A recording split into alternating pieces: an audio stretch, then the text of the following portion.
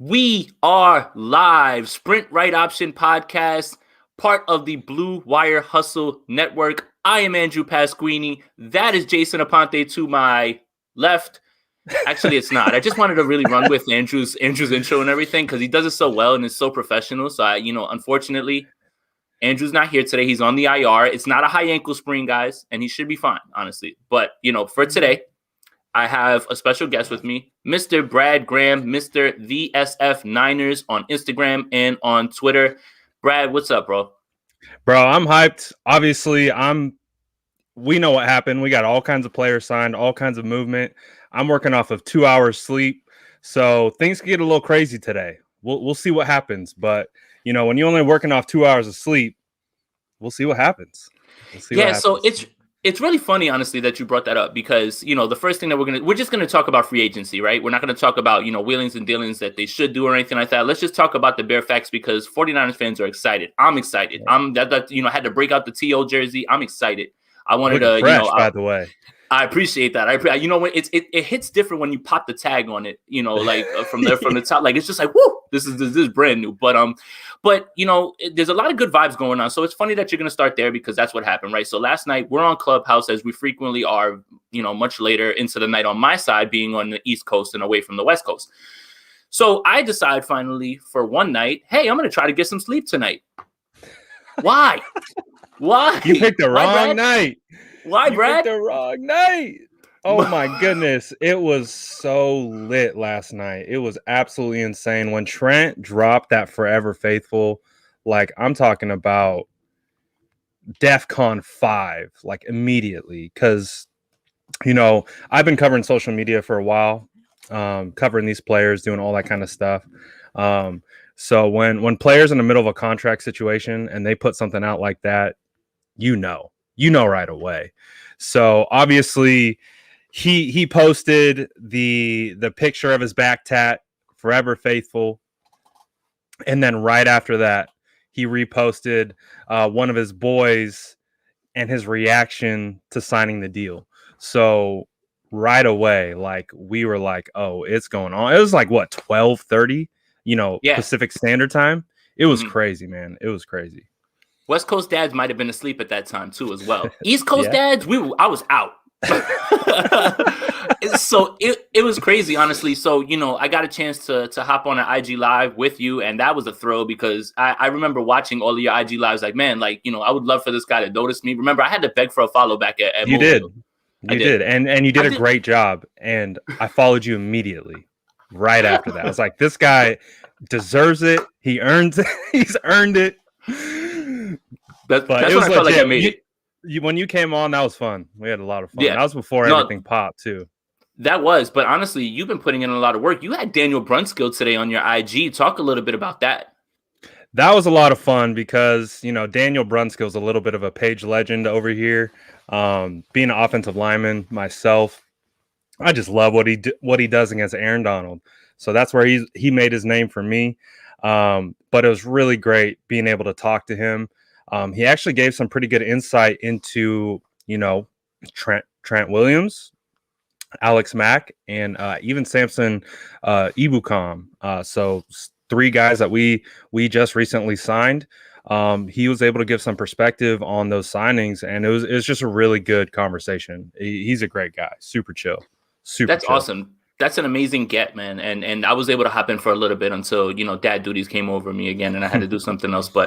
And if you hear some screaming in the background, you already know what that is. I tried to get her down early enough in time, but it's there. So let's get to it. You guys see it on the bottom. Trent Williams is back, gave him the bag, but he didn't come alone.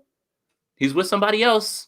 And we've all speculated about Alex Mack, fit, Shanahan guy, center. Center's a vital piece to this offense and how it operates. Absolutely. And a lot of the early on offensive line struggles I would attribute to missing calls. Guys not communicating correctly, not so much technique all the time. Sometimes you can nitpick here and there when guys are not doing things correctly. But I would say for the large part, a lot of the issues that the offensive line was having was due to miscommunications, not understanding where the blitz were coming from. Now, Alex Mack is literally, you can say what you want about his age, but Alex Mack is plug and play. And you have absolutely. It's an absolute upgrade. Talk to me, Brad. So what was really cool about talking to Daniel, he was actually on Atlanta's team for 2 seasons on the practice squad. So he was in the same room with Alex Mack for 2 years. So he talked about him just being the literal pros pro, the dude on the practice field working his tail off every day, brought his lunch pail.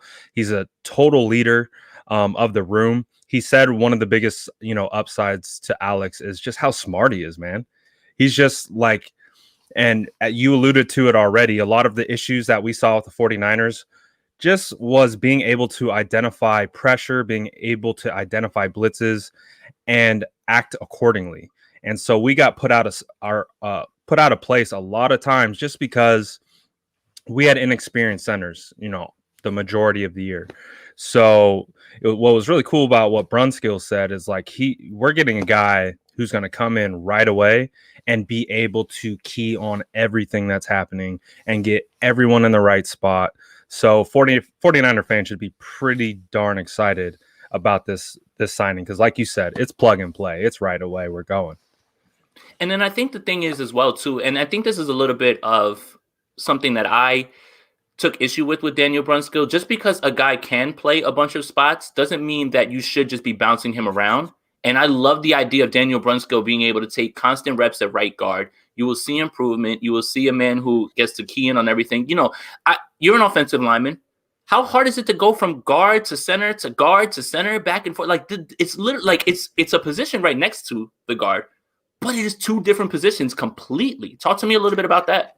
Yeah, so obviously playing guard, you're not having to snap or anything, but when you go down to kick down to center, you're already focused. You're more focused on the defense, the alignments they're trying to give you to get your rest of your guys, getting into protection.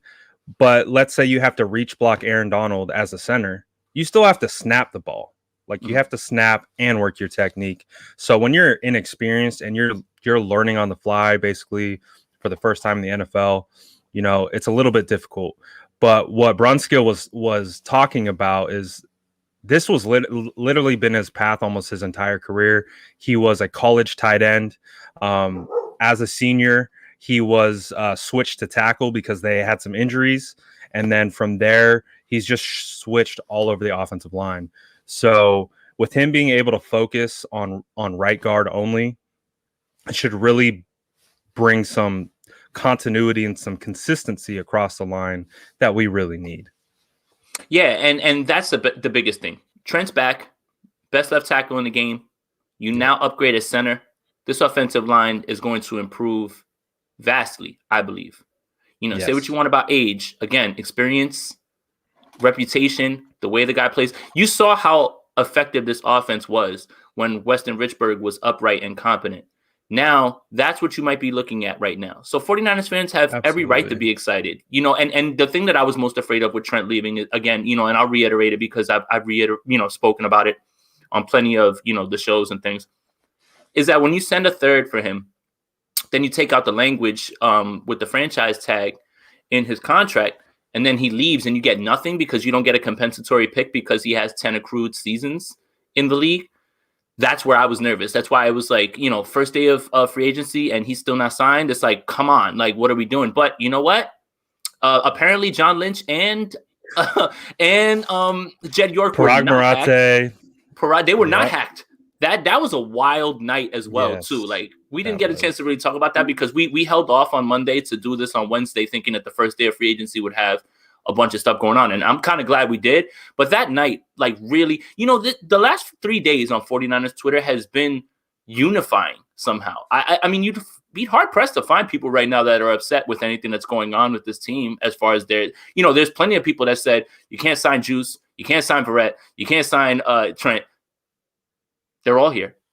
They're all here. And they all got contracts that they deserved. Obviously Trent being the leader of the pack, being paid as the highest offensive tackle in NFL history. The 49ers really showed him the respect he deserved. What did they give him? $55.1 million guaranteed over 6 years.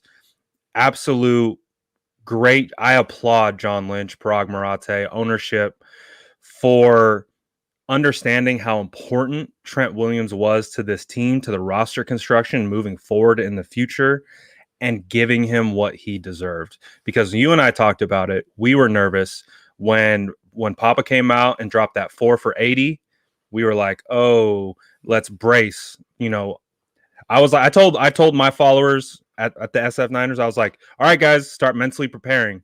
Don't get blindsided, because when they dropped those details, we knew that wouldn't get it done. And the deal that got it done was exactly what needed to happen. And I'm just hyped that ownership went to bat and they got it done. And Trent Williams is back.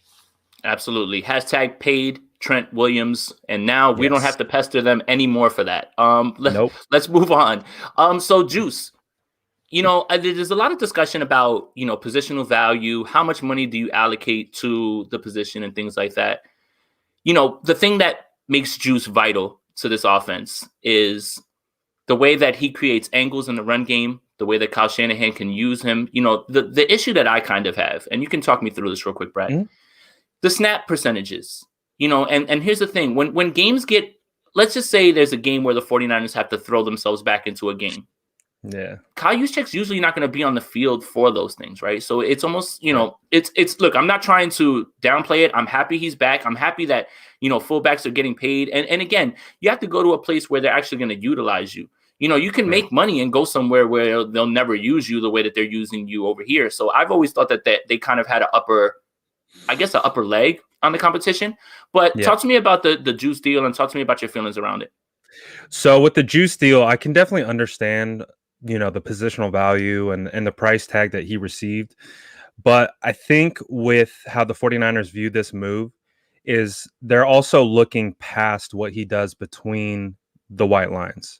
I think a perfect example is what happened on Twitter that night when our ownership group and GM got drunk and FaceTimed him because they were so hyped to sign him. We've never seen anything like that across the sports landscape ever. Wait, fun? Are you allowed to have fun while you're an owner and a GM? Is fun allowed? Apparently, and I'm glad to see it, because honestly, I think that speaks to a lot of what Juice is, to this locker room, to this franchise. I think they really view him as an ambassador of the team. And they really value what he brings to the locker room. I know Kittle loves him to death. So I think he's a glue guy. I think that's part of it. I think when you're looking at value, you're looking at roster construction. Yeah, we look at what happens between the white lines, but I think you have to take into account what these players do off the field as well.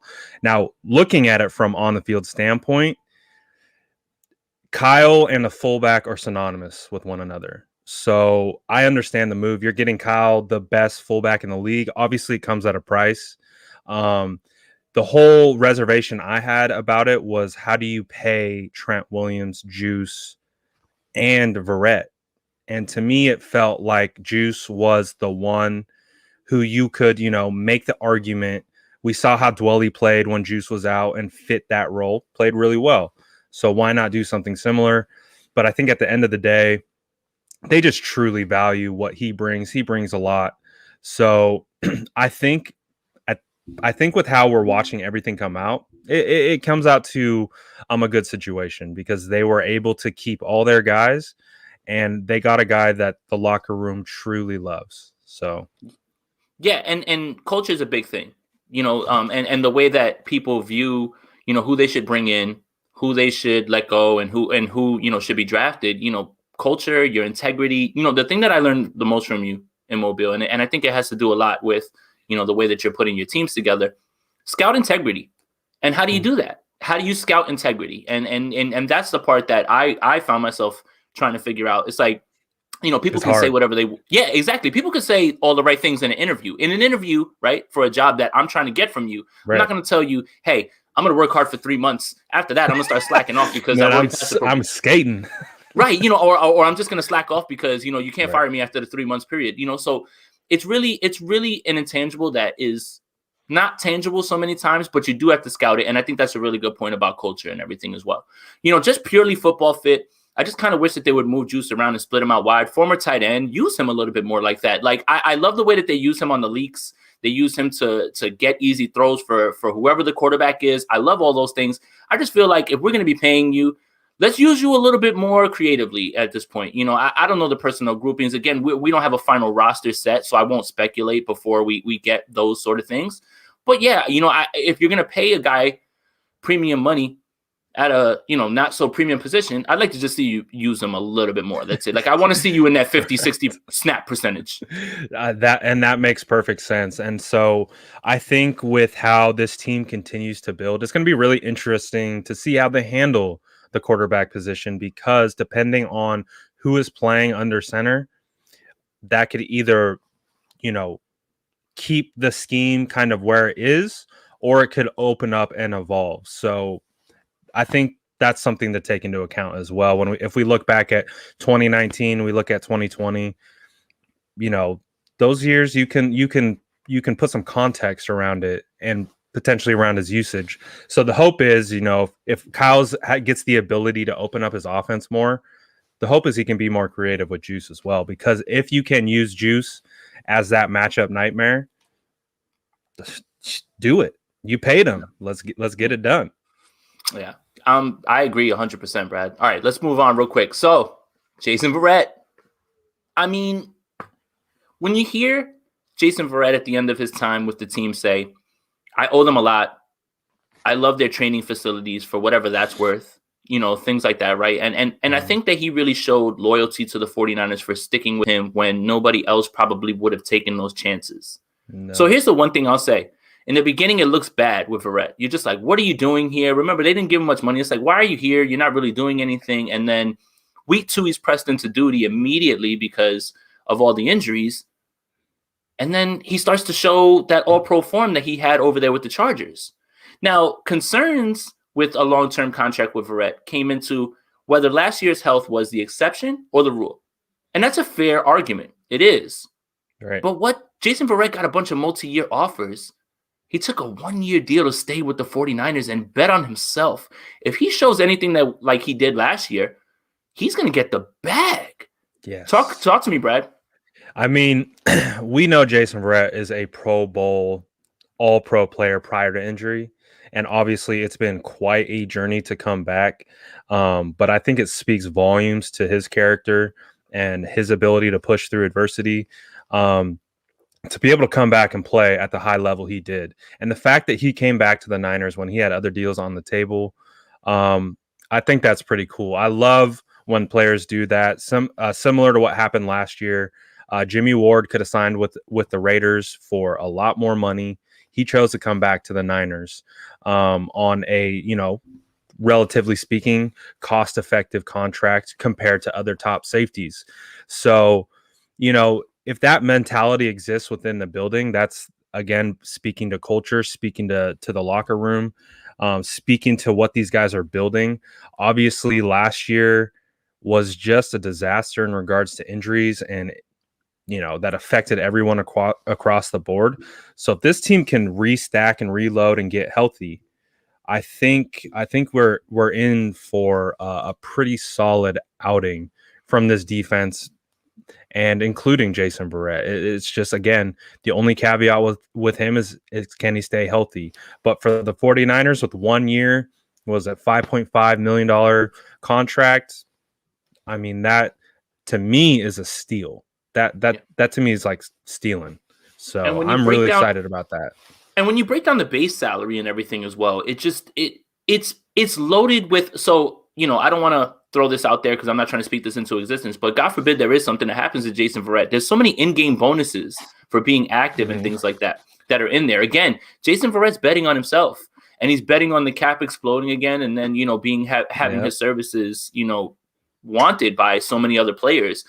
You know, the fact that he's willing to bet on himself when there were multi-year deals on the table shows me, one, that he loves the culture here and he loves being here. But two, I'm much more confident now. He has no concerns. He turned down more money. He turned down more security because he's betting on himself. If you're going to bet on yourself, dude, I'm with you, man. And Richard Sherman did it first, and everyone killed him for it. And he was absolutely right. He bettered himself, and Right. he did it by himself with no agent, and everybody, went crazy on him. And look what happened. It was the right move. So I'm stoked, man. I had Jason Verrett as the number 2 free agent that needed to be signed. It was Trent, and then it was Verrett, and I got pushed back, after I wrote my article for 49ers Gold Mine about, hey, is this the exception? Is the rule? Look, the difference is this, and we can move on right after this. Week 1, DeAndre Hopkins, 14 catches, 100-something yards, 145 yards. Week 16, whenever they played again, week 15, 7 catches, 49 yards. Difference. He clamped them. Big difference. Big difference. Big difference. Yeah. All right, let's move on. You know what? Should we talk about Emmanuel Moseley too? Let's just stay on this because we're on corners. So yeah, so Emmanuel Moseley was somebody that I said, based on thoughts about how's this team gonna fill the cornerback role? I'm a big AJ Boye guy. I think that there's plenty of guys that you can get out there, but I want AJ Boye with Jason Verrett. So my thing with Emmanuel Moseley was, you have to bring him back because you don't know who from last year's team you can absolutely rely on. And you might be looking at a completely different cornerback room with just Tim Harris and Webster on the roster. Talk to me about Moseley. Yeah, so my understanding was he was going into this free agency period as a restricted free agent. So he was under team control for the most part. So I think the extension that they gave him was actually to be able to spread out the cap hit and keep him here on a relatively cheap deal, because honestly, I don't know if they knew if Verrett was coming back. So they needed someone. They just needed a body, honestly. I think Moseley is capable to be a starter in this league. I don't necessarily want him to be my cornerback 1, but I'm fine with him. I'm fine with him locking down one side if that's what it comes down to. But him, Verrett together, I'm okay with. And I think at the very least, it gives us 2 options to be confident in going into this season. Obviously, there needs to be more depth, at least in my opinion, at the position. And nickel needs to be figured out. But right now, with Jason Verrett and Emmanuel Moseley coming back, it makes me sleep a little bit better at night. For sure. And that's it. I've talked on this show and many other shows about the unknown. And what do I know? What do I know? He's been solid for the team. The team seems to trust him because anytime that they had him to put him in a pinch, they threw him in there and he did fine. Right. Betting on other guys coming back, we'll talk about who departed, that's at the end of the show. But again, what do I know? I know that Moseley's solid. I know that he's restricted. So you have to make an offer for him and it won't be too much, depending on the tender that they wanted to put on him. I didn't think that it was going to cost him too much to come back to. And again, you need a fail safe. If Emmanuel Moseley and let's say the 49ers by the end of this week, they bring in somebody else at cornerback who can be cornerback 2. Maybe you kick Moseley into the slot. Maybe that changes how you look about K1, who's still out there as well too. Like, I'm not advocating for him over K1. I understand the importance of K1. Trust me, I know exactly what he does. It's just, unfortunately, it's a business sometimes. And if K1 Williams wants to go get paid, I'm never going to be mad at any player who decides to provide for their family, even if it's not for the team that I root for. Right. So go ahead. I was just going to say, with both of them coming back, I think that helps leave the door open for them to still add some pieces, add another piece because what we were just talking about with Verrett is he going to stay healthy all 16 games? Mm-hmm. So at the very least, we need that depth. We need these bodies here that we can rely on and count on, at least in situational spots or what have you, or all 16 games. But this still gives them the flexibility to go out and kick the tires on other cornerbacks and even look at the draft, see what they want to do. This now doesn't pigeonhole them into a situation where they have to draft a cornerback at 12. They have to go out and sign another guy. It gives them the flexibility now to be a little bit more liquid or fluid in this situation. And I think that's a great point because bringing back Trent, bringing back all of these guys, basically the 49ers don't have to tip their hand on what they want to do at 12. And that's important. If Trent walks, you can kind of pencil in offensive tackle immediately at 12. Right away. Right. Yeah. I already had my guys ready of who was going to slot in there because I was already preparing. So I wanted to be ready with who was going to come in, who we were going to draft. But I'm glad we don't have to do that anymore. Yeah, and that's honestly what I think that's really what everybody's excited about. Look, even the most optimistic 49ers fan couldn't have foreseen a scenario where Juice, Verrett, Trent, all these guys are back. And, even DJ Jones, and Even we DJ could, Jones. I thought even DJ Jones was gone. Right, exactly. So it's like, is a salary cap a myth? And we'll move on to DJ right now. But is a salary cap a myth? I don't know. But Parag right now is working in a way it's just, man, the numbers and the way that he puts it together, there's accountants that don't understand accounting. Like they go to school for that and they still don't understand how to do this. We were just talking before the show. I added something up and it was probably wrong. Math is hard. Math is very hard, Brad. Talk to me about DJ Jones coming back, because I kind of had it penciled in as a departure. I totally thought DJ Jones was out the door because I felt like he could have commanded some value on the open market. He is a quick twitched, bigger nose not bigger, but he's a quick twitched nose tackle who can create interior pressure. He comes off the line very quick. His first step quickness and burst is legit. And it's one of my favorite attributes about him. So I honestly thought he would actually get some more interest, but he comes back to the 49ers and we needed a piece to fill that nose tackle role next to Kinlaw. So with DJ Jones coming back, again, that just feels like house money. Feels like something that wasn't going to happen and we would have to address in free agency or in the draft with depth. But right now he comes back and he fills a big role, at least in regards to depth, and could definitely be a spot starter in my opinion. Yeah, and rotational, that's the thing that people, people get wrapped up in, oh my God, is he going to impact? Well, he'll impact when, he's facing a lineman who's been going, all game and he's fresh, moving in and out, like that sort of, again, what do you know? DJ Jones is solid. DJ Jones is going to be an interior lineman for you so you can, kick people out, and get creative with the way that you bring your pressures and things like that. So I was shocked, honestly, to find out that he was coming back, man. I really, really was shocked, man. I really was. Yeah.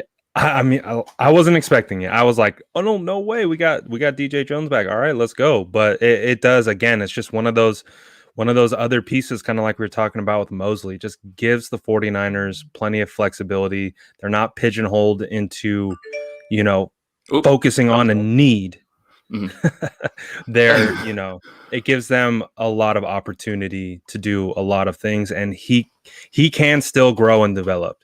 He's been in a rotation. He hasn't got, a ton of snap shares. So maybe he gets more and maybe he produces more. So it's going to be interesting to see. But at the very least, he could be a fantastic, nickel nose tackle coming in, rushing the passer, all that good stuff. What's funny? That's the first thing that I thought of too, because Fox brings up a great point with anytime that I think of DJ Jones, I just remember him on the Monday Night Football game in 2019, obliterating that censor, and just Russell was like, I don't even know what to do. He just got that. that highlight lives rent free in my head. That's why it was the first one I used when we signed him. I was like, Oh, I got the perfect one. Let's go. For sure. So you say his name because you said it correctly, and I'm gonna go ahead and I'm gonna use how you pronounced it. Samson Ebukam. Perfect. So Ebukam gets signed, former Ram, and a lot of people kind of scratch their head about who is this? And you know what? I'm going to sit here and I'm going to tell the truth. I had to go look it up too. I really did. I remember the Monday Night Football game that they had against the Chiefs, and he had the pick six in that game, or the fumble recovery or something like that he ran back for the touchdown. I remember that. But I don't really remember what his role is, what his skill set is. Guy's a freak. Guy is a freak. When I started to look up his snap percentages, and this is where people get a little bit hung up, 33% on defense, I think, this past year, and then the rest on special teams. So everybody's freaking out. Oh, my God, why did we just pick a guy who – It's need. It's, again, need, and with the Rams and the way the Rams use it. So, this is something that my guy Marco Martinez, pointed out on Twitter, right? And I'm not trying to say that he's this guy, but I'm trying to correlate how sometimes guys either get insane amounts of pressure on low snaps and then turn that into more when they get more. But Shaq Barrett kind of lines up with the way Ebukam, his numbers look, right? Shaq Barrett was creating a ton of pressure with limited snaps. Ebukam did the same thing, and he really, really sets into that D Ford role, who we really don't know what's going to happen with D Ford. But you understand that this team and the way that they've been roster constructing is consistent, because they still see the best fit as with that turbo package. You need Ebukam and you need Bosa on the other side, and you need things like that. You know, when you look at his pressure numbers in the limited amount of snaps, if you extrapolate that into a much larger snap share, he's going to have more pressures than a lot of people. So talk to me a little bit. I know you know more about him. Go for it. So I agree. I saw a lot of people have a similar reaction as you, like, who? And when I saw it come across, I was like, what? I had no idea he was a free agent. Not a clue. And I was immediately excited when we got him, because anything I've ever heard about him, you know, in a Rams uniform has been positive. I think he's just a guy who suffered from being buried on the depth chart, you know, playing behind other guys. But he is a guy who can slot into that D Ford role, bring the speed off the edge. When I was talking to Brunskill today, I said, well, you know, your first start in the NFL was at right tackle against the Rams. So have you played against Ebukam? Like, what is your thoughts on him? And the first thing he said was motor. He said he has a relentless motor that does not quit. He just comes after you, and he's a great athlete, and he's got the speed, and he's got the strength, and he can do it all. And he said, but the most impressive thing about him is his motor does not stop. He just constantly going. And when you're looking, for me personally, I love that from my defensive ends, because you're not going to win on the first move all the time. Sometimes you have to counter, you have to redirect yourself, and that motor is the difference between a sack and a completion. So with Ebukam, I'm super excited to get him. And then speaking to Dan, he had nothing but glowing things to say about him. Obviously, it's his teammate, but we were speaking from like, what was it like playing against him? And he said, you know, he's a legit player, and so he's really excited to have him. And that's how I felt when it came across, because that's exactly like, you know, Jordan Splash Cousin put me on to Azeez Ojulari. The 49ers actually met with him today.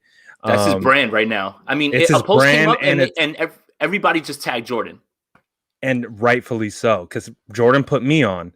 And when you watch his tape, there are a lot of similarities to D Ford. He's like a pure pass rusher. He's not necessarily going to be fantastic in base downs. You know, he can put some work into that. But when you're looking at how we already talked about defensive line rotation, all of those kinds of things, we just need guys to come off the edge with their hair on fire, because that's something that we missed last year with Bosa out, D Ford out. Hyder was a great big end for us, but big ends don't necessarily come with the speed. They're more base down guys. Obviously, they're going to get their opportunities, but that's why when we signed Ebukam, I was like, oh, yeah, I like Ebukam way better than Hyder, because I feel like he fits what we were missing the most last year, which was speed off the edge. So I'm really excited about that. I think, and he came in on a steal of a deal. So I think there's a real opportunity for him to put in a lot of work and show up and show out for this defense. Absolutely. And, you know, the other thing is that he offers you something in coverage that D Ford never did. Like, do you remember D Ford's initial press conference? They said, well, what did they bring you here to do? Go that way. That's what he said. Go that way. Like, that's it, you know, right. And that's the thing. And those turbo packages were missing that, you know, look, for as much as D Ford is getting whatever, you know, negative press for whatever, for being injured, which I don't understand how you can do that. But when Ford and Bosa were on the field, I don't know how you stop them off the edge. I really don't. I have no idea, honestly. So now you're talking about having a guy who can do things similar to you know, to Ford. I'm not gonna automatically say that he's gonna be right. Ford off the rap, because that's not. And I don't think he is Ford. Right. So that's not the way to go about this. But if you bring him on the line, you can bring flexibility where you drop him in the coverage real quick and you have someone else coming. Like, going through his film, I could see some of those things on there. And sometimes when I watched the 49ers last year, they would be dropping like Eric Armstead into coverage. That's not fooling anybody. I don't understand.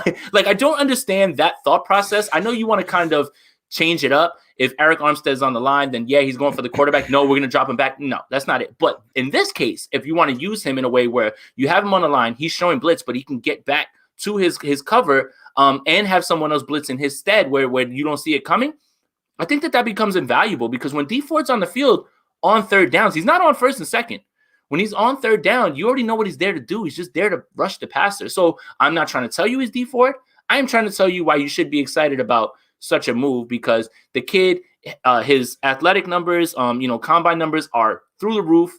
And when you're going to take a chance on a guy, you always want to take a chance on a guy who has those measurables because then you can tap into that. Same reason they went to get Jordan Willis, same reason that they go to kick the tires on any of those guys is because they measure well and you're trying to tap into that potential. I, at first, was lukewarm on the deal.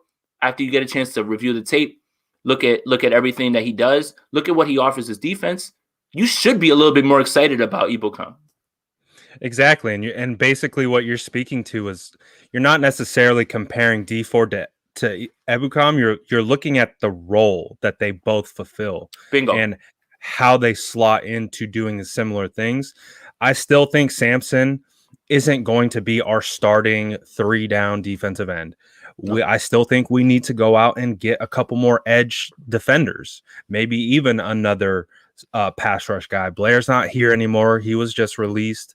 Who knows if Hyder's coming back? That would be a good get if we can somehow flip him back and he can be our base down edge. And then you have Ebukam come in and on, nickel downs and pass rushing downs. Then we're talking, then we're cooking. Then there's a lot more diversity that can come from that scheme, what we're trying to accomplish, how we throw different looks at you, and just really get back to dominating offensive lines. Because as we saw in 2019, when we had a healthy Bosa, Defoe, Eric Armstead, Dee Ford, and all the guys coming in behind them, it just helped everything. So I really think the 49ers understand that they need to get back to that and rebuild that, which is why they drafted Kinlaw last year to replace Defoe. They want that formidable defensive line again. So obviously Dee Ford, we don't know what's happened. I mean, honestly, his restructure from everything that we're seeing just looks like a way to spread out the cap because it was going to be there regardless. And I think it was to take away that injury guarantee, right, for April 1st, because that was I don't think he's going to pass a physical. No. So now it almost turns into a situation where we're just waiting for the post June 1st cut. I think that's coming for both Richburg and Dee Ford. So again, it was just a move to spread out the cap. And then eventually their time comes June 1st where unfortunately, they'll likely no longer be a part of this team.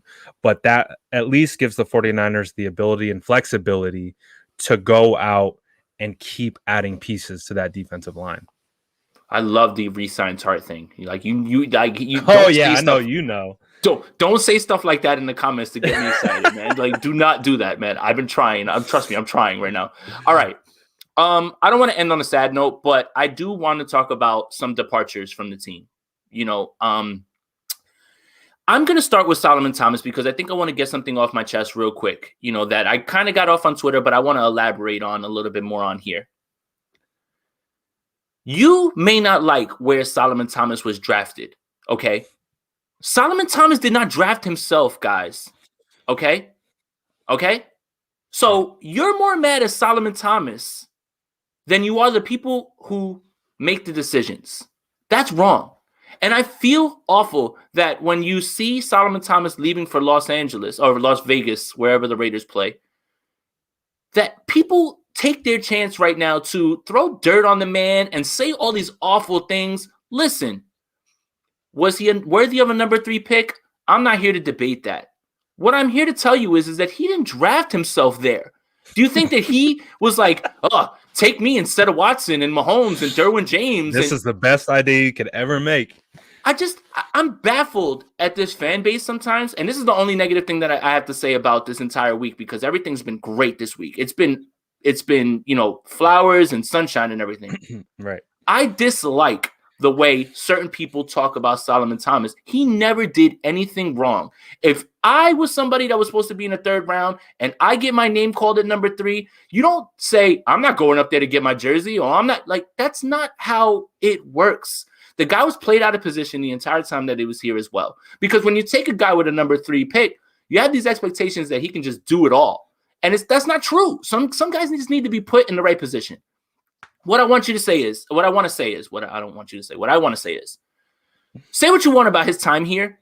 Please stop killing this man because he was drafted and this team didn't draft Deshaun Watson or Patrick Mahomes. How on earth is that Solomon Thomas's fault? And shame on any of you that have been saying some awful things about him, because I'm not going to stand for that.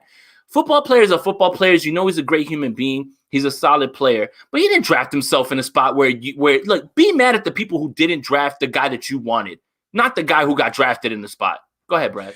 Bro, preach. Like, you're preaching right now. So, me, I got these players' backs. I have relationships with these guys. So when a guy like Solomon Thomas, who, again, you make a perfect point, he didn't draft himself. He didn't play himself on the edge. That's the position he was put in. He was, when you make your money in college playing 90% of your snaps from the interior, and then they throw you out on the edge almost primarily as a rookie, when his traits and his build and everything you look at doesn't translate to success like you would want out of a wide 9 defensive end, because he's not that guy. He never was that guy. They just didn't have the right spot for him. They played him out of position for the pretty much majority of his career. And I think the other thing where I don't take Solly slander is because of what he dealt with off the field. Talk about it.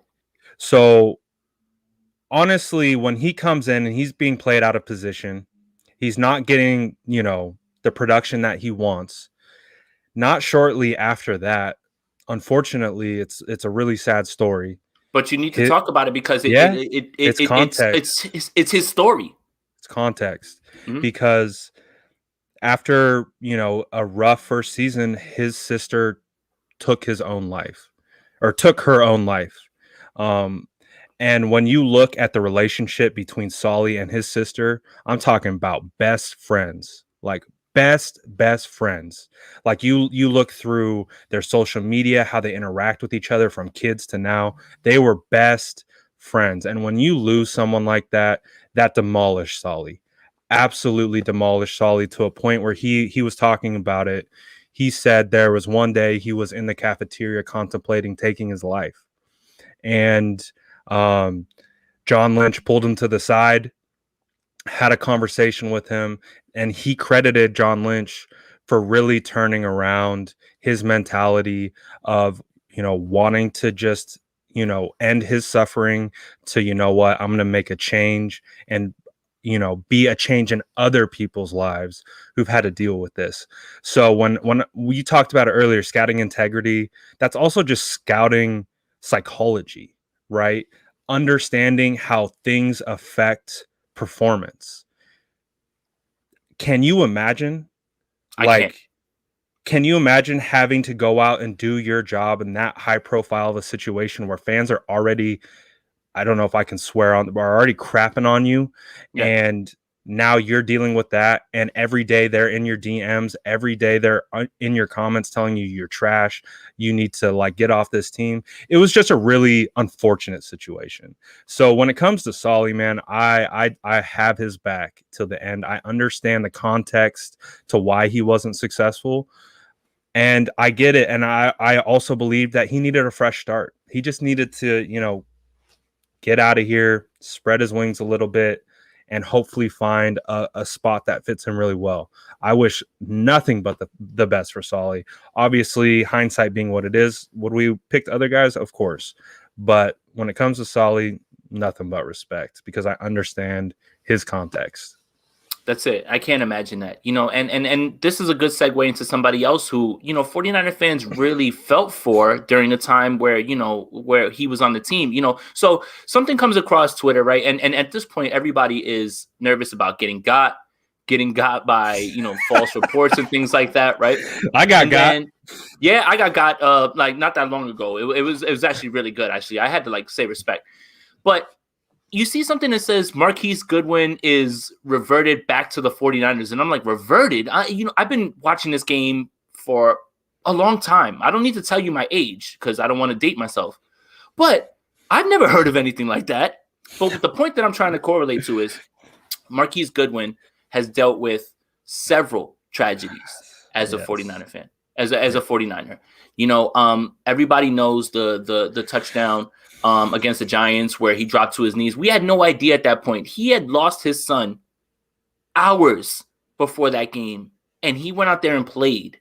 I was in the end zone. I was in the end zone of that game. Wow. It was wild. It was wild seeing it live, man. Wow. And you're a dad. I'm a dad. Yeah. I can't imagine. I would not want to play football that day. I'm not playing football that day. But he did. And he's dealt with it multiple times where, unfortunately it's a miscarriage. 49er fans showed a lot of sympathy, empathy towards him. But I feel like that wasn't given to Saleh in the same way. Just because, look, a lot of 49er fans have kids. No one could understand that sort of tragedy. That's why I always say I can't imagine, because I can't imagine. I can't imagine what my mind would be doing at that point. But for Saleh, he never got those same sort of thoughts, I feel like, and you can correct me if I'm wrong, as Marquise Goodwin, who was also cut today. I just wanted to correlate the two because they have had tragedies while they were in 49ers uniforms, and I think the response was just a little bit different. Talk to me, Brad. It was a lot different. And it was interesting to see because obviously Marquise Goodwin became a polarizing player for us for some of the tragedies that he fought through. Like I said, I was in the end zone when he scored that touchdown. I remember it like it was yesterday, him dropping to his knees, and I thought he was injured. But then the way all his teammates met him at the ground, I looked at my buddy. I said, "Oh, something happened. Something happened. Someone passed. Like something happened. Like something happened with him." Off the field. And sure enough, we found out that he had just lost his son and he came out and played. And of course, that's really tough. That becomes a really polarizing story. It gets a ton of media and a ton of press. So a lot of people gain a different type of perception of that situation, where I think with Saleh, it wasn't a super publicized situation because honestly, how tough is it to talk about suicide and things like that. It's really hard. So I think, and it took him a while to be very vocal and upfront with all of that kind of situation. I even look at Hayden Hurst and him winning, I believe some kind of award for his work in suicide prevention because he almost took his life. That video, I implore anybody who's ever watched this show or listened, I implore you to look up the Hayden Hurst story and why he ran up to Dak Prescott, after their game, and he said, "Thank you for talking about your brother's suicide," because nobody would ever talk about that. But I didn't mean to cut you off. Keep going. But you just said it right there. I think there's a stigma surrounding, which these guys are trying to break, right? They're trying to break through because I think when something like that happens, it's really hard to talk about. Yes. But when, someone loses someone to a miscarriage, a lot of people can relate to that, maybe a little bit more. So it's talked about differently. And so I think just with Saleh, it just kind of flew under the radar, and fans just kept pressing him about how he was being played. And so it was just an unfortunate situation. Yeah, and I mean, I wasn't trying to, make light of the situation or anything like that. I just found it weird how different situations, and Marquise Goodwin was on the 49ers for a few hours before he was actually cut again, which and it's so weird. They had to send a 7th round pick to Philly. What are we doing here? Dude, absolutely crazy. Like when I saw he got reverted, again, same reaction to you. I was like, I've never seen this before. What does this even mean? It means he's back on our roster. And they're like, well, the dead money's already been paid. The salary's taken care of. So he's basically rent free or whatever. And then it comes out, well, because of the situation, we have to give up a 7th round pick this year, our original 7th round pick. Mhm.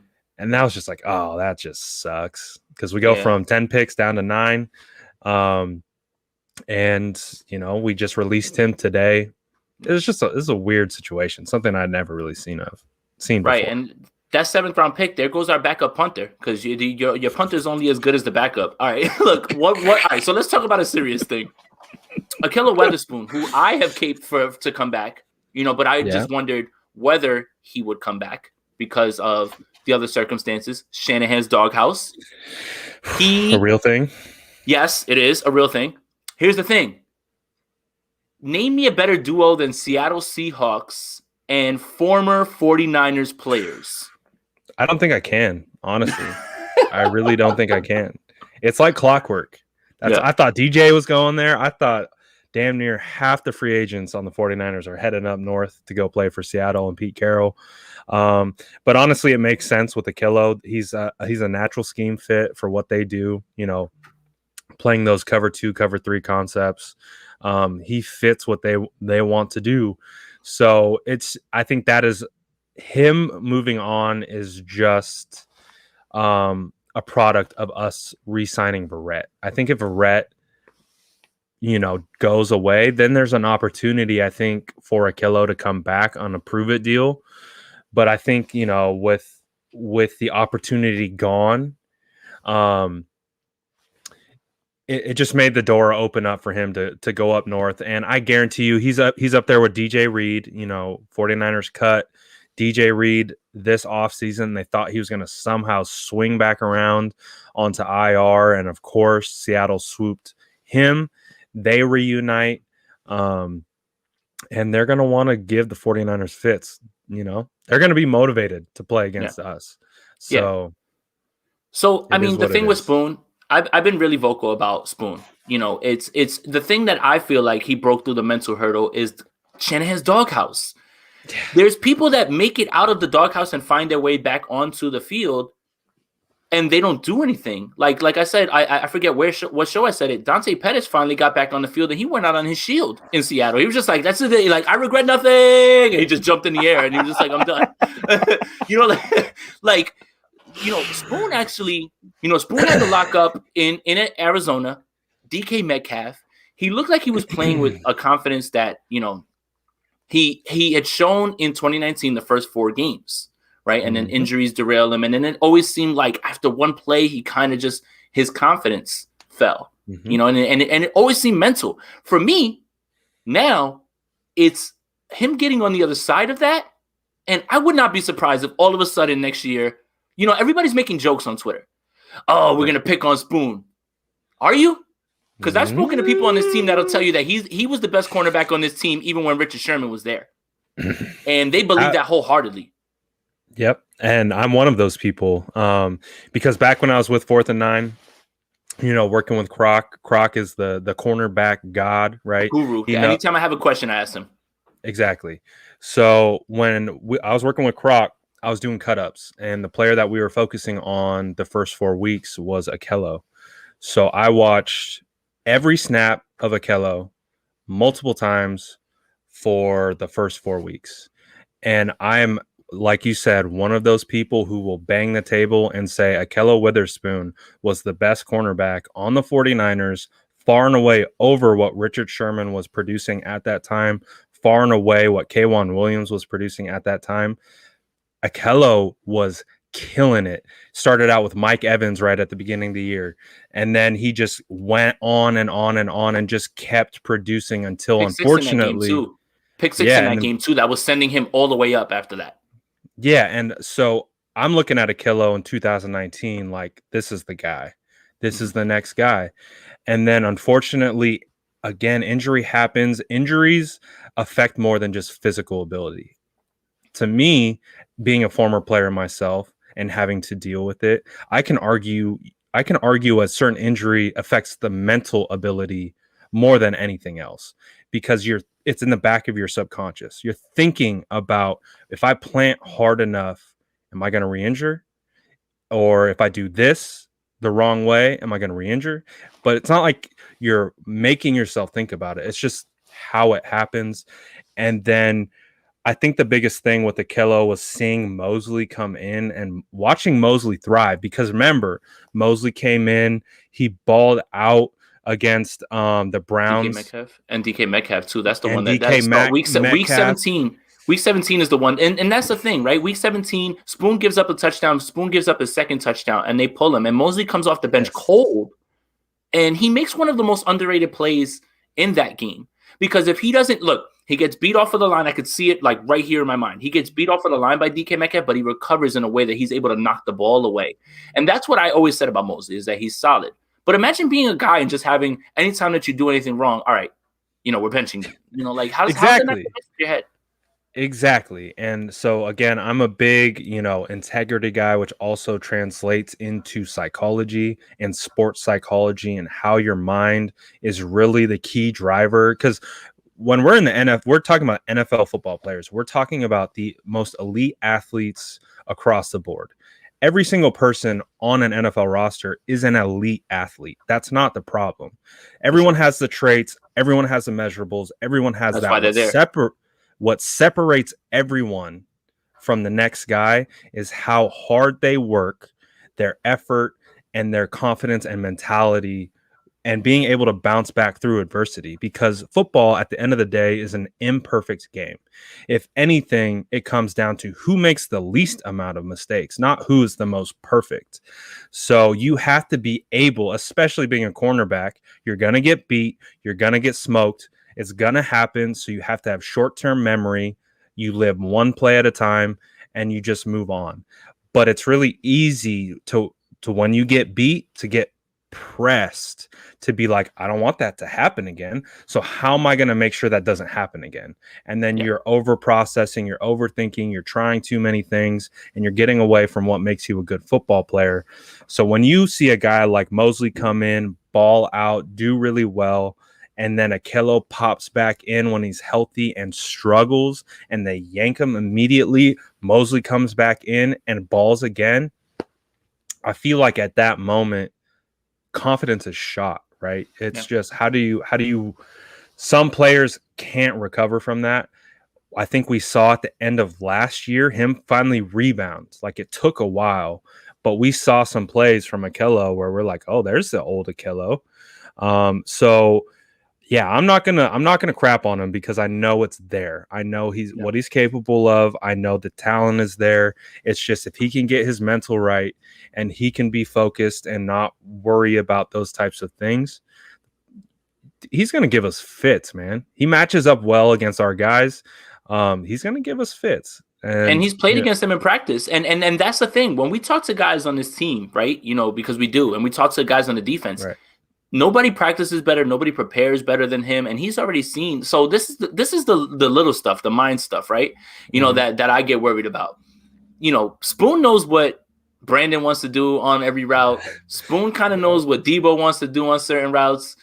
That scares me. Like, he has all the tendencies, right? And he has all the intel of the offense, so he'll be able to look and say, okay, here's what we're looking at here. Like, don't discount them bringing Spoon over as one, a high upside cornerback pick, but also as intel. How do we stop this Shanahan offense? That's what I get nervous about. Yes, and I think it's a great point, because these guys swap, all that kind of information when they go to their new team. Obviously, they just got discarded by that team, so they're like, whatever, I'm going to help my new team that believes in me be as successful as possible. So I think you make a great point. It's just going to be wild. It's going to be a great matchup. I'm excited to see it, though. I think he'll be a starter for them. Obviously, was a Shaquille Griffin left. He's on the Jags. Insane money for the Jags. Akelo's got a spot. They got DJ Reed in the slot. They're 49ers North. It is what it is. It always, and it seems to be like that no matter the year, no matter who is, who's in the, well, it's the same people in the front office, but it's always like, man, they're always looking for the people that slide off of this roster. So let's bring it home. That's too big. Let's bring it home and it's not a ticker. Well, we're going to keep it like that. Give me your grade on this year, on what's going on right now with this team so far. Is it a slam dunk? Is it, straight up like, like B, something like that? Yeah. I'll give you my answer. Go So for it. before we signed Trent Williams, I gave us a B plus. Mhm. How we were able to get Brunskill back on the tender. We got a starting right guard for 800,000. That's a win. You get Mosley back on that deal that he signed, lower the cap. That's a win. We needed that depth. Then you get Juice. Then you get Verrett. I was like, okay. And, obviously we talked about Juice's deal and we might not like the numbers, but I think we understand the fit and why he's here. But we're looking around, we see Ibu come through. We're like, okay, I like that too. So that pushed me up all the way to a B plus. And it was just until last night, just waiting. Honestly, we thought he was going away. We thought he was going bye-bye.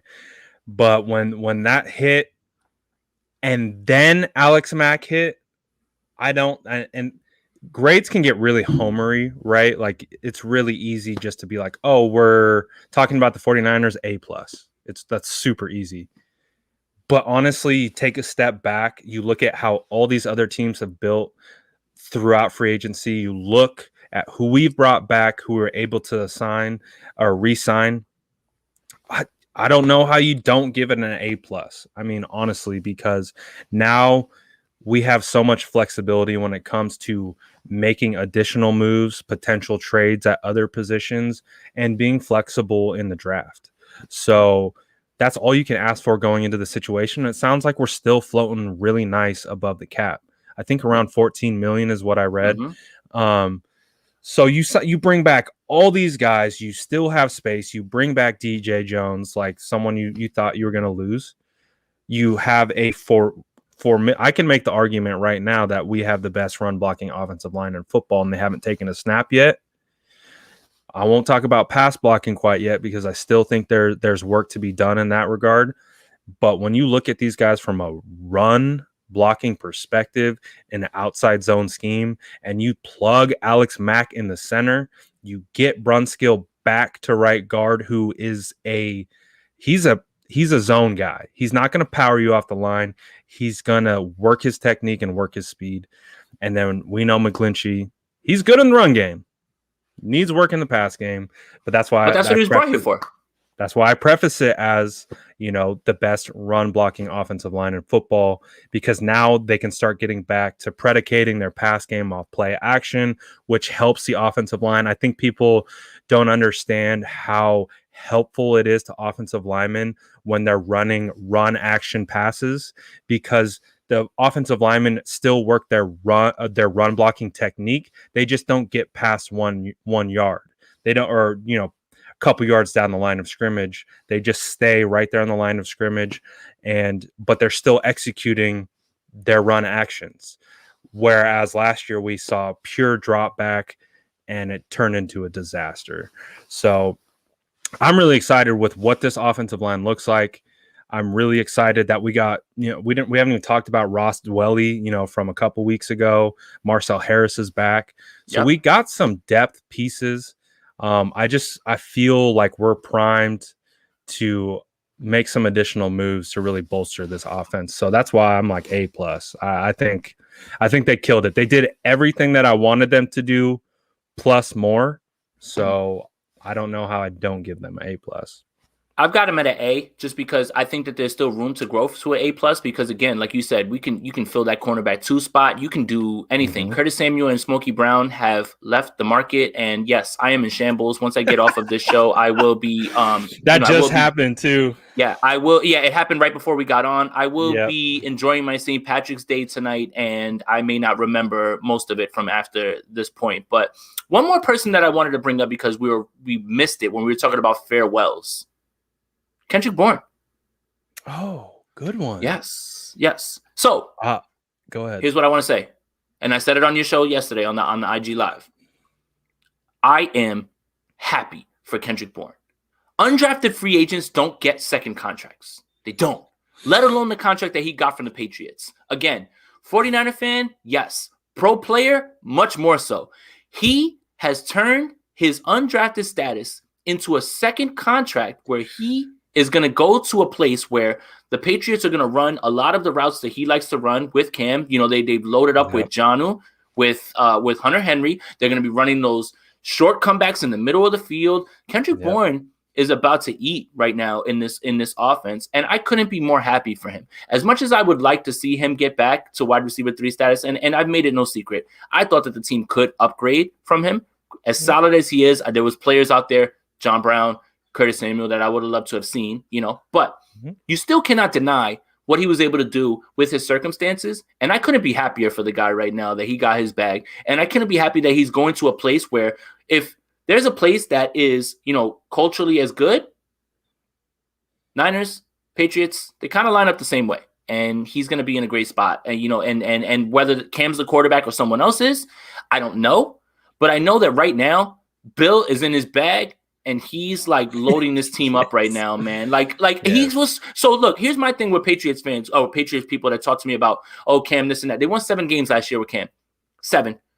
They just got Calvin Noy back a few minutes ago. They just loaded up the rest of their roster. They've got opt-outs who are coming back in. You're talking about Patrick Chung and Dante Hightower. Those aren't insignificant things that you're moving back into your lineup. Now you're talking about running 2 tight end sets where Cam can flourish. You're not asking him to throw aside the numbers or anything like that. Bill Belichick was not cool with having 7 and 9. The Bills better watch their back. Pretty much is what I'm going to say. I mean, you know, the Pats are like one really dope running back away from like really putting that whole offense together. And with Kendrick Bourne coming over, you're absolutely right. He's going to work that short to intermediate game and just live in that realm. That's where he lives, you know? So with Kendrick and looking at that perspective of him leaving, I absolutely agree that he made the right decision for himself, his family, and his future. When you're an undrafted free agent, you know, coming out of Eastern Washington or wherever he came from, Cooper Kupp's alma mater as well as Ebukam's alma mater. They're all on the same team. He had to scrap and fight his way. Like, luckily, he landed with the 49ers, where we had so many depth issues that he was able to find a starting role, or not starting role, but find a role on that roster and maintain it throughout his rookie contract. At one point, Kendrick Bourne was the highest paid wide receiver on the 49ers. He was. He was. And for a guy who's money motivated, he is not shy to say it. He said at the beginning of the year, he's motivated by getting a contract. And look what he did. He got it, and he goes to a great spot with Bill Belichick. And again, he's going to work that short to intermediate game where Cam thrives. And there's a natural fit there. So honestly, his energy will be missed, you know, as a fan. You know, when you're at the game and you're at Levi's, and, you know, KB's like throwing passes to the fans, like he's on the sideline and he's hyping everyone up. He's running, you know, his pregame routes, and he's dancing and he's doing his vibe and getting everyone hyped. That's a lot of fun. It really is. And that will be missed. Absolutely. And you could see from the 49er players' reaction to him leaving across social media, they really are going to miss his impact on the locker room. But I think in regards to the money that he got paid, it was a just great decision for him. And I think the 49ers now find themselves an opportunity to go find that Curtis Samuel, go find that John Brown, because honestly, that's what I feel the 49ers wide receiver 3 should look like, as you do as well, because we know what Kyle Shanahan's scheme is capable of. So let's not pigeonhole any of these guys into one certain role. Go out and get your Amari Rodgers. Go out and get your Demetric, you know, your Feltons, your Shi Smiths, your Dwayne Eskridges. You know, there's so, you know, if Jordan's in here, you say Elijah Moore, he's going to get all excited. He's going to go crazy. You know, he's going to go crazy. So there are so many of these types of wide receivers in this draft. So that's where I'm looking. I'm like, you know what? I get it. I understand it. Go get the bag. Go to another spot. See if you can thrive. We wish you nothing but the best. But I also look at it as an opportunity for the offense to evolve a little bit. So I'm really, I'm actually kind of excited to see what they do at that wide receiver 3 position, because obviously we have Richie James coming back. Jalen Hurd has been unavailable for 2 years in a row due to injury. And then you have Juwan Jennings, who last reported almost ripped his hamstring off the bone. So there's still a lot of unknown behind Ayuk and Debo. And I don't think fans. So what's crazy with Debo is I think Debo's injury history has kind of skated under the radar towards the end of the year. He came on Instagram Live, and Kendrick Bourne asked him straight up, "When are you having your surgery?" And I don't think they meant to put that out there. But to me, that tells me that Debo's still having issues with his foot and had surgery again, which would be his second surgery. So that to me poses concerns from a roster construction standpoint, that we know Debo has had he's been an injured player since his freshman year in college and has dealt with it every single year, including the pros. So I think the 49ers really need to have their feelers out in this draft and see what kind of like mid to late round wide receivers they can get. Over at the 4th and 9 or 4th and Gold podcast, they had Austin Watkins on. Austin Watkins, man, stud. We saw him at the Senior Bowl. He's a freaking stud, and he can probably be had. I'm going to say he's going to be around a 3rd, 4th round guy. I mean, in mocks, he's going 7, 6, but we understand where his value is. He's going to be right there in that middle tier. So there are guys that you can find across this class that can come in and fill a similar role to Bourne, if not kind of evolve that role a little bit. So that's kind of what I'm excited about.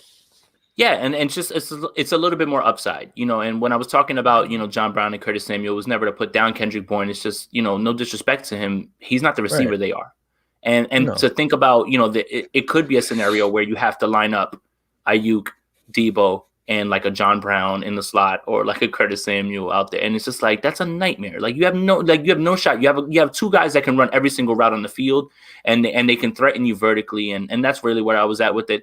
Thanks for making me sad, because once we get off of here, I will start like my binging on drinking and everything. And I'm probably not going to make it through the night. Honestly, I'm really sad about it. This is why you shouldn't be sad. It's because there are so many Curtis Samuel-esque wide receivers in this class. And that's true. You can find them at every level: top tier, middle tier, lower tier. Yeah. You just gotta find what you want. And so what I did like about Curtis Samuel was his ability to play out of the backfield. I thought that would just bring a completely different dynamic to the offense, where you could come out in what looks and appears to be a wide set, and then you just bring them in and hand them off the ball, and you start manipulating the defenses and their schemes and their matchups and their personnel packages, which was what Kyle wants to do anyways. Positionless football. Only Shans for a reason, right? Let's go. He just wants to manipulate the defense. He wants to be able to run his offense based on what they're giving him. So you just got to find those guys that can come in and play and do multiple things. So I'm excited, man. I think there's going to be some more weapons added this offseason coming the draft. That's why I like the moves in free agency, like we're talking about. Offensive line, we're shored up. Do we still draft a center or a guard? I think so. We look at wide receiver. Do we draft a wide receiver? Yeah, I think so. Could we draft a running back? Yeah, I think so. But again, I keep saying I think so. We have the flexibility to be able to really pick best player available and what we need. So based on how, we've watched free agency go through of being a big draft head, right? I'm just looking now at how I can go and maneuver through this draft and start, not only filling roles and holes, but drafting with best player available in mind. Now I don't feel like there's one spot, that I need to go fill other than safety. But free agency isn't over. So we'll see. It's not, and we're running up to the draft. Brad, this was an amazing show. Thank you for joining, buddy. Real quick, plug your page. You guys probably, anybody that's in here, you guys know who he is on IG. You know who he is on Twitter. But go ahead, plug your page real quick, Brad. I appreciate that. You can find me at the SF Niners on Twitter, Facebook, YouTube, Instagram. We're on TikTok. We're trying to get better at TikTok. I'm not a big TikToker, but pretty much you can find us anywhere. It's legit. All right. Well, if Juju comes over here, he'll definitely be able to give you a masterclass on how to Corvette. Let's go. Right. But thank you guys again for tuning in, and thank you guys for joining. Just want to let you guys know real quick. If you're watching on YouTube, please hit subscribe. Please hit like, so you can be. And when you hit subscribe, just make sure you hit that bell so you're notified whenever it is that I go online. Or just want to let you know, because this man is involved in it. It is Brad, it is I, and it is Jordan. Only Shan's merch has dropped, and it is in my pinned tweet. So if you guys want to go in there, buy a t-shirt, get a hoodie, it's all there for you. I know you guys have been asking, you've been in my DMs asking, and it's there for you guys now. So you can get it. You can get, flossed up with Coach's, gear before the season starts. And, also subscribe to the podcast on Spotify, Apple, YouTube, anywhere that you get your podcasts. Brad, again, thank you for joining. We probably should have Andrew back. I don't want to speculate or anything like that. He should be good. He's fine. Like if anybody's worried, he's fine. He's not, it's nothing, that bad. It's just today he couldn't do it. And, he understood that the show has to go on because of free agency and things like that. But, I miss that guy. I wish it would have been all three of us. That would have been amazing. But I appreciate you having me, man. It's been a lot of fun. Oh, come on, Brad. You know what it is. So look, for anybody that's going to be up in 15 minutes, we're jumping on Clubhouse bonus content, and I think that everybody that jumped into the Clubhouse yesterday, they got some unfiltered stuff, man. And I think that's the allure of jumping into is the allure of jumping into Clubhouse is that some people are going to say things that they normally don't say on the timeline. And you might walk away with a nugget or two. We're buttoned up right now. You get on Clubhouse. It is what it is. I plan to have about 7 to 10 minutes of just crying about the fact that Curtis Samuel and Smokey Brown are not on the team anymore, but or not in the plan. So, right. For Brad, for Jay, for Andrew, thank you guys, and as always, let's go Niners. Let's go.